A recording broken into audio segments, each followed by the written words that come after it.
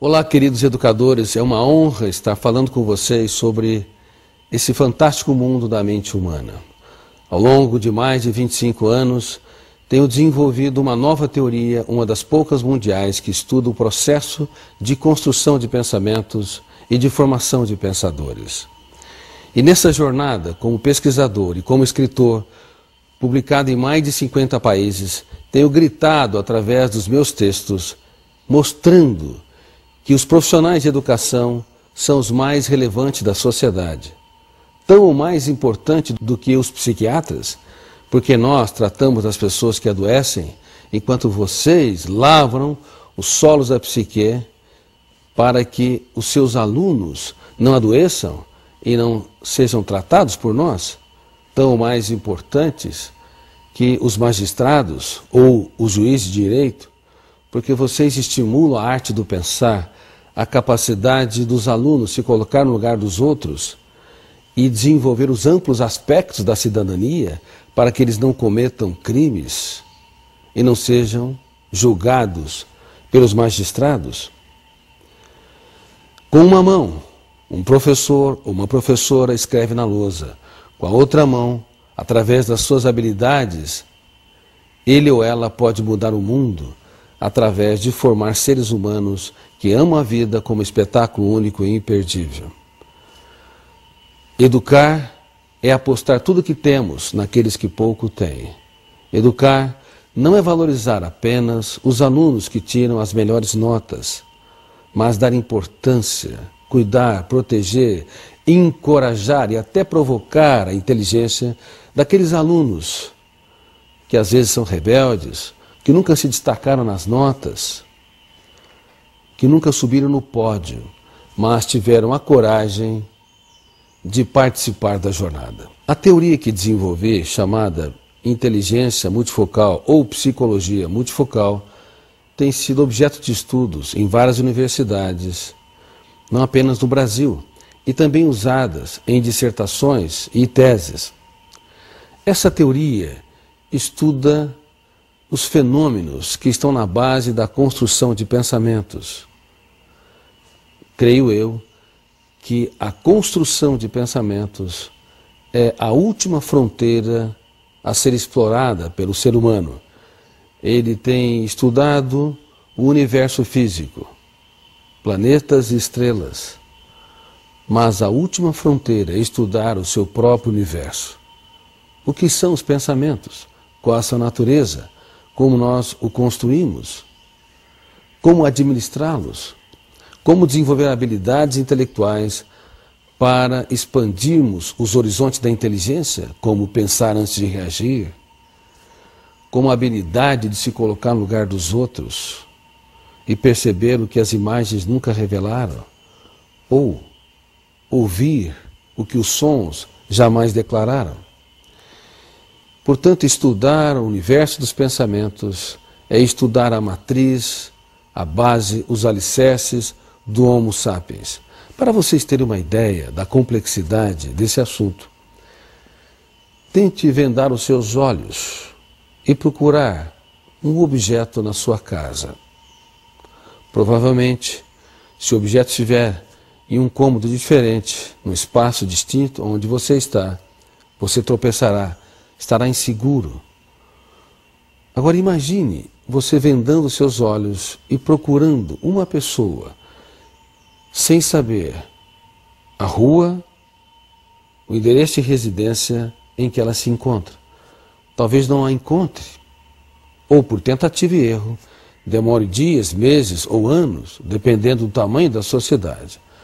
Agora imagine a grande cidade do córtex cerebral, que é mais complexa e muito mais ampla do que todas as cidades onde todos os seres humanos habitam neste planeta azul. Imagine de olhos vendados procurar os tijolos que constituem as cadeias de pensamentos. Por exemplo, os verbos. Como nós encontramos? Como nós os encontramos? Em frações de segundos. para produzir pensamentos sobre o ontem, o amanhã, para produzir raciocínios sobre os problemas que nós enfrentamos no nosso dia a dia, ou sobre os diálogos que temos com as pessoas que estão próximas. Na verdade, construir pensamentos é o fenômeno mais complexo.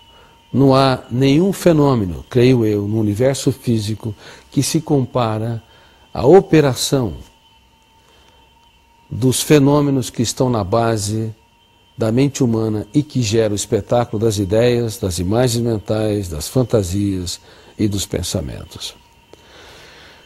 Eu tive a felicidade de estudar essa teoria e me encantei em perceber que sabemos muito pouco sobre o que realmente somos, Homo sapiens. Sabemos muito pouco sobre a construção e o funcionamento da mente humana relativa à produção intelectual e emocional. Dessa teoria, nós derivamos uma série de conhecimentos que hoje são aplicáveis. Entre esses conhecimentos, nós estabelecemos alguns critérios para estudar a formação de pensadores. Como Einstein, o jovem Einstein, que nunca teve um grande destaque na sua universidade, que aparentemente não tinha uma mente brilhante, nunca chamou a atenção dos seus professores, dos seus pares, desenvolveu uma teoria complexa, cujos pressupostos foram estabelecidos com 27 anos de idade. Einstein intuitivamente abriu o leque da sua inteligência, rompeu o cárcere da rotina, desenvolveu a arte da dúvida e confeccionou um pensamento que nós estudamos na teoria da inteligência multifocal ou psicologia multifocal como fundamental para se produzir novas ideias. Esse pensamento se chama pensamento imaginativo, que é o pensamento metafórico, por símbolos, onde você enxerga o mesmo fenômeno por múltiplos ângulos. Einstein, por exemplo, imaginava-se viajando num raio de luz e observando o que ocorria com os objetos que estavam ao seu redor, inclusive com o relógio. Por desenvolver o pensamento imaginativo, Einstein conseguiria ver o mundo de maneira diferente dos seus pares. Assim, trabalhando numa firma de patente, onde não havia grandes apelos criativos e nem intelectuais, ele estabeleceu os critérios básicos da teoria da relatividade. Portanto, a teoria que eu desenvolvi, que estuda a construção de pensamentos, deriva-se também para a formação ou a construção de pensadores.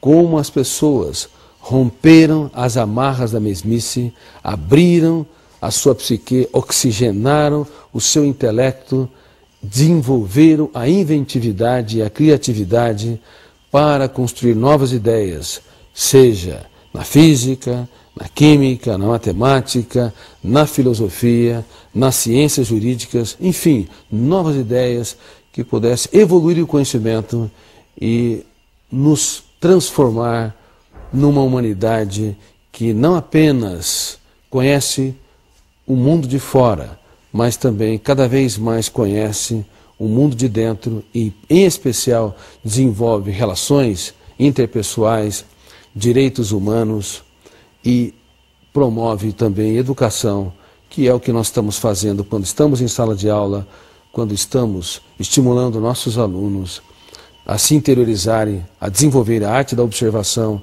da indução e da dedução.